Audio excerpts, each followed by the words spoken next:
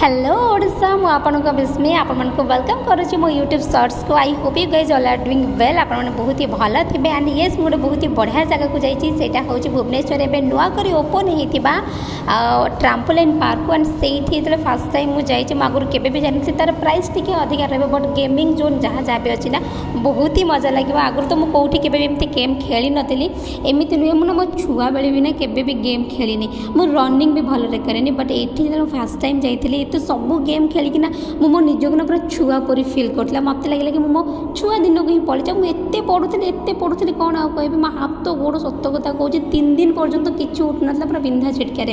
छुआ मैंने मोटे एत भल भल खेलुले बट मुझे गोटे भी गेम ना गोटे भी गोटे भल खेली कौन आ कह कि भी खेल पार मो तो छुआ बेले तो खाली नाच गीत कले गेम फेम खेले ही नहीं बट एत मजा लगे बहुत ही भल लगे बट येस मत गोटे जिन लगे कि गेमटा ना जदि मु समर न जाकि विंटर जाइए आहरी बहुत ही मजा और बहुत ही भलरे खेली था